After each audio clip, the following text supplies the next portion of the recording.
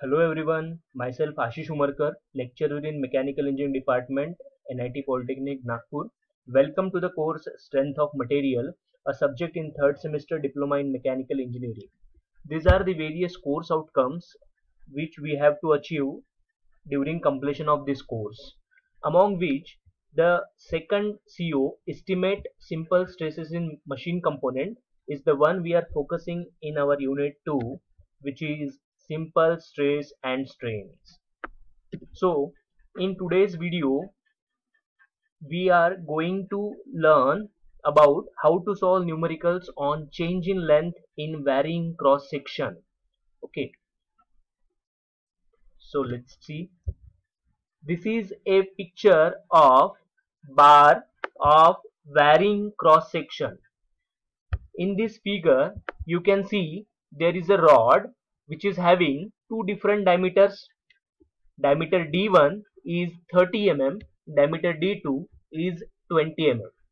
Diameter D1 is for 1.2 meter length and diameter D2 is for 0.8 meter length. Okay, and the force P is applied at the corner of this rod.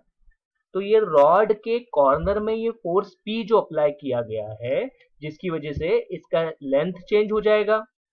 Length जो change होगा वो section A के लिए कुछ अलग length change होगा, section B के लिए कुछ अलग लेंथ चेंज होगा. तो ये दोनों सेक्शन का अगर हम लोग चेंज इन लेंथ ऐड कर देंगे तो हमको मिल जाएगा total change in length. Okay, वो कैसे निकालना है हम लोग देखते हैं. So this is the explanation. Last figure में आपको दिख रहा था कि दो सेक्शन थे, सेक्शन 1 सेक्शन 2. यहां पर मैंने ड्रॉ किए हुए हैं तीन सेक्शन. ये पहला सेक्शन है ए से लेके बी. A1 मैंने एरिया 1 नाम दे दिया है इसको. फिर ये दूसरा सेक्शन है बी से लेके सी, उसको A2 नाम दे दिया है. तीसरा सेक्शन है सी से लेके डी, जिसको A3 नाम दे दिया है.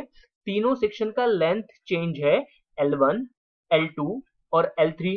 और तीनों सेक्शन के ऊपर एक ही फोर्स है, फोर्स P, जो कि कॉर्नर पे रॉड के काम कर रहा है.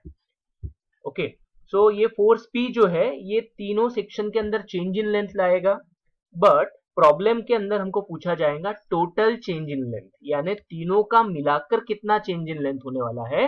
तो वो कैलकुलेट करने के लिए आपको क्या करना पड़ेगा, total change in length delta L is equals to change in length of section 1, जिसको AB हम लोगों ने शो किया हुआ है, plus change in length of section 2 जो कि BC से डिनोट किया गया है, और change in length of section 3 जो कि CD से यहां पर शो किया गया है.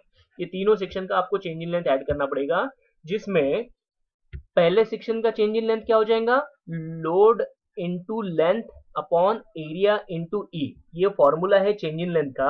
आप लोग पहले सेक्शन का चेंज इन लेंथ का वैल्यू यहां पर पुट करेंगे तो देखिए लोड तीनों सेक्शन के लिए सेम रहेगा, क्योंकि कॉर्नर पे फोर्स अप्लाई किया गया है तो तीनों सेक्शन के लिए सेम फोर्स रहेगा. लेंथ आप लोग डायग्राम के अंदर देख रहे हैं, तीनों सेक्शन के लिए लेंथ चेंज हो रहा है, वैसे ही एरिया भी तीनों सेक्शन के लिए चेंज हो रहा है. ओके, तो ई का वैल्यू जो है वो तीनों सेक्शन के लिए फिर से कॉमन रहेगा, क्योंकि ई जो है वो मटेरियल का वैल्यू होता है, जैसा कि यंग्स मॉडुलस है या मॉडुलस ऑफ इलास्टिसिटी भी हम लोग इसको बोलते हैं. तो मटेरियल अगर सेम है तीनों सेक्शन का तो ई का वैल्यू सेम रहेगा. अगर उसने बोला है कि सेक्शन 1 का मटेरियल अलग है, सेक्शन 2 का अलग है, सेक्शन 3 का अलग है, तो ई का भी वैल्यू चेंज होगा हर एक जगह पर. आपको यहाँ पर E1, E2, E3 लिखना पड़ेगा.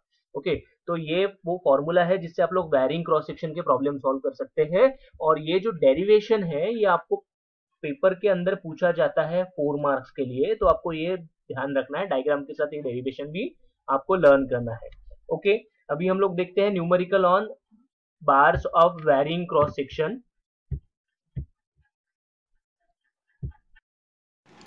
Let's see a numerical on bar of varying cross section. Here's example. A brass bar shown in figure. ये फिगर गिवन है प्रॉब्लम के अंदर, जिसमें उसने बोला है कि मटेरियल ब्रास का है, तो इसका मटेरियल ब्रास है.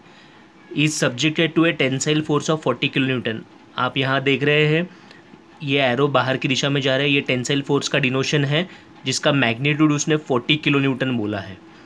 Find the total elongation of the bar.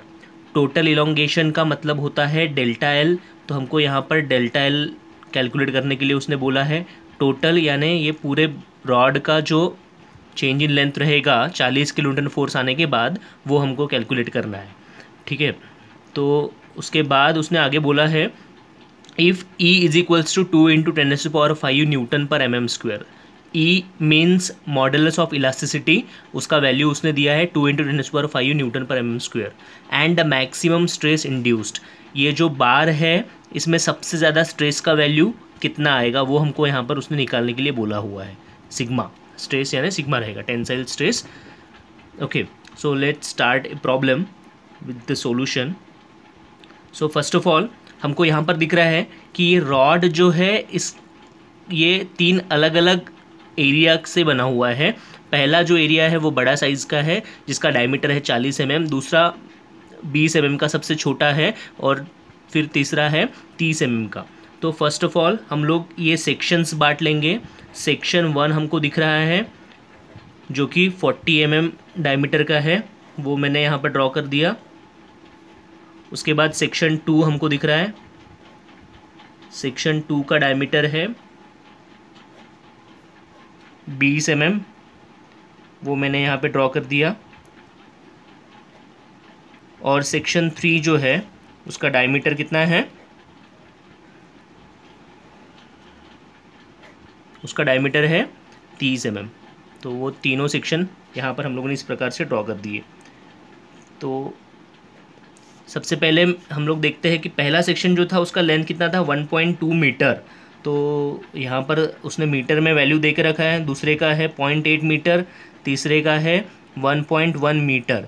तो हम लोग सबसे पहले इसका लेंथ जो है उसको हम लोग चेंज करवा देंगे mm के अंदर। तो लेंथ पहले सेक्शन का, तो उसको मैं बोलूँगा L1, तो वो आ जाएगा 1.2 मीटर है, तो mm में हो जाएगा वो 1200 मल्टीप्लाई बाय 1000 करवा दिया हम लोगों ने। और 0.8 है तो क्या कितना हो जाएगा, ये हो जाएगा multiply by 1000 800 mm। Likely wise तीसरा जो सेक्शन है उसका लेंथ आ जाएगा L3, वो दिया हुआ है 1.1 मीटर, अगेन मीटर में, तो इसको हम लोग कन्वर्ट करवा देते हैं, तो ये हो जाएगा 1100 mm।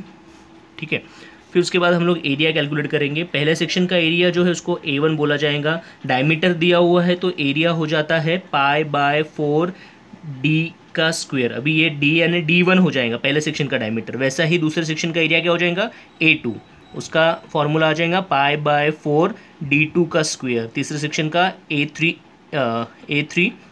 π/4 d3 का स्क्वायर। और इस प्रकार से इसका एरिया हम लोग कैलकुलेट कर लेते हैं। π/4 d का वैल्यू है यहाँ पर 40, उसका स्क्वायर, और एरिया आ जाता है, आप लोग कैलकुलेट करके देखिए, एरिया आ जाएगा आपका 1256.63। ये आ जाएगा आपका mm² यूनिट होता है एरिया का। वैसा ही सेकंड सेक्शन का आप लोग यहाँ पर डालेंगे, डायमीटर 20 mm, 20 का स्क्वायर, तो यहाँ पर एरिया आपका आ जाएगा 314.15। सब लोग कैलकुलेशंस करके देखेंगे कैलकुलेटर के ऊपर, वीडियो पॉज करके। और वैसा ही थर्ड सेक्शन के लिए आपको यहाँ पर 30 डायमीटर डालना पड़ेगा, और उसका एरिया आपको मिल जाएगा 706.85 यूनिट। बहुत इंपॉर्टेंट है mm²। ठीक है, तीनों सेक्शन के एरिया हम लोगों ने कैलकुलेट कर लिए हैं। अब यहाँ पर ये जो प्रॉब्लम है, ये प्रॉब्लम के अंदर उसने लोड दिया है 40 किलोन्यूटन का। सेक्शन 1 पे भी उतना ही लोड आ रहा है, 2 पे भी उतना ही आ रहा है, 3 पे भी उतना ही आ रहा है। तो टोटल लोड जो है तीनों सेक्शन के लिए वो कॉमन रहेगा 40 किलो न्यूटन। ठीक है, अभी ये किलो में K का मीनिंग जो है वो होता है अपना 10 × 10⁻³ जिसको हम लोग 1000 भी लिख सकते हैं या 10⁻³ भी लिख सकते हैं। और दूसरी चीज़ यहाँ पर उसने वैल्यू दिया था यंग्स मॉडुलस का 2 × 10⁵ न्यूटन पर mm²। तो ये तीनों सेक्शन जो है एक ही मटेरियल के बने हुए ब्रास के उसने स्टार्टिंग में बताया, और उसके लिए ये कॉमन वैल्यू उसने दे के रखा हुआ है प्रॉब्लम के अंदर। ओके, तो वही हमको यूज़ करना है। तो ध्यान रखिए P जो है वो तीनों सेक्शन के लिए कॉमन है, E भी तीनों सेक्शन के लिए कॉमन रहेगा। तो पहले सेक्शन के लिए भी P का वैल्यू उतना ही रहेगा, दूसरे के लिए भी उतना ही रहेगा, तीसरे के वैल्यू। अभी मैं अगर निकालता हूँ change in length for section 1, section 1 के लिए चेंज इन लेंथ हम लोग डेल्टा L से डिनोट करवाते हैं। सेक्शन 1 के लिए है तो ये हो जाएगा 1, और फॉर्मूला उसका है PL/AE। चेंज इन लेंथ का फॉर्मूला है, जिसमें पी जो है तीनों सेक्शन के लिए कॉमन है, तो मैं इसको 1 नाम नहीं देता हूँ। एल पहले सेक्शन के लिए अलग है, एरिया पहले सेक्शन के लिए अलग है, ई भी ये सेक्शन के लिए, ये सेक्शन के लिए और ये तीनों सेक्शन के लिए वो एक जैसा ही है। तो यहाँ पर दूसरे सेक्शन के लिए वो क्या हो जाएगा, डेल्टा एल टू, फॉर्मूले के अंदर पी जो है वो कॉमन रहेगा, लेंथ जो है ये सेक्शन के लिए अलग है, एरिया इसका भी अलग है, ई का वैल्यू सेम आ जाएगा। फिर डेल्टा एल थ्री, जो कि डेल्टा एल थ्री अपना आ जाएगा पी एल थ्री अपॉन ए थ्री इंटू ई। ध्यान रखना पी और ई का वैल्यू तीनों सेक्शन के लिए सेम था, इसलिए उसको मैंने नंबर नहीं डाला है। फिर यहाँ पर आपको सब वैल्यूज़ पुट करनी पड़ेंगी। जैसा पी हमको दिया हुआ है 40 × 10⁻3, फिर लेंथ जो है पहले सेक्शन के लिए है 1200 डिवाइडेड बाय एरिया अपना था 1256.63 और उसका अपने को यंग्स मॉडुलस दिया हुआ है 2 × 10⁵। वैसा ही सेकंड सेक्शन के लिए पी का वैल्यू सेम आ जाएगा।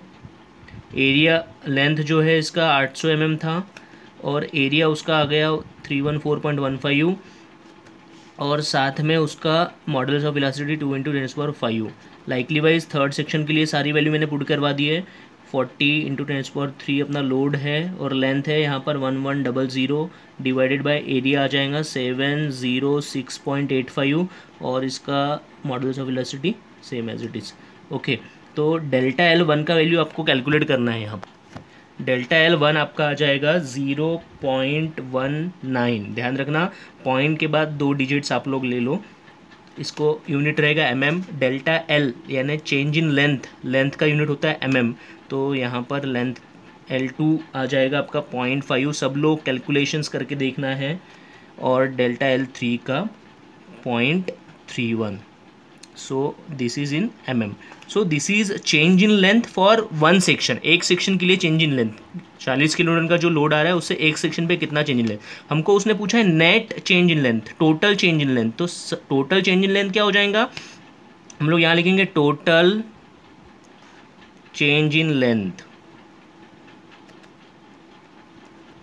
टोटल चेंज इन लेंथ अपना हो जाएगा change in length, total change in length जो है डेल्टा एल वो हो जाएगा change in length of section 1 plus change in length of section 2 plus change in length of section 3। अभी टेंसाइल अगर लोड है तो इसका लेंथ बढ़ने ही वाला है, तो हम लोगों को ये तीनों सेक्शन का इसमें चेंज इन लेंथ का वैल्यू ऐड करना पड़ेगा। तो ये तीनों चेंज इन लेंथ का मैं यहाँ पर वैल्यू पुट कर दूंगा। 0.19 पहला डेल्टा एल है, दूसरा डेल्टा एल टू जो है वो 0.5 है और डेल्टा एल थ्री जो है वो हो जाता है अपना 0.31। इसको टोटल ऐड करवा कर आपका वैल्यू आ जाएगा 1। तो ये रॉड के ऊपर जो 40 किलोन्यूटन का फोर्स आ रहा है, ये 40 किलोन्यूटन के फोर्स से इसका 1 mm से लेंथ चेंज होगा। अभी और एक चीज़ उसने पूछी थी, maximum stress induced. Maximum stress देखिए सबसे ज़्यादा स्ट्रेस कहाँ पर आएगा, जहाँ पर एरिया सबसे कम होगा। तो सबसे कम एरिया कहाँ पर है, जहाँ पर डायमीटर सबसे कम है। 20 mm डायमीटर है सबसे कम, 40 सबसे बड़ा है, फिर उसके बाद 30 है, फिर 20। तो यहाँ पर सबसे ज़्यादा स्ट्रेस आएगा 20 mm डायमीटर। तो यहाँ पर आपको मैक्सिमम स्ट्रेस निकालने के लिए क्या करना पड़ेगा, मैक्सिमम स्ट्रेस हो जाता है अपना सिग्मा, और सिग्मा होता है लोड अपॉन एरिया।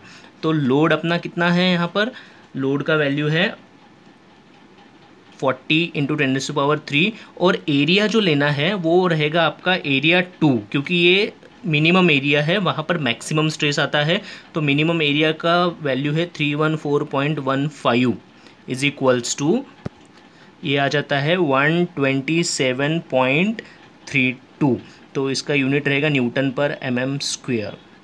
सो ये आपका न्यूमेरिकल था bars of varying cross section में। आप लोग इसको पॉज करके धीरे धीरे पूरा सॉल्व करके देखिए। ओके।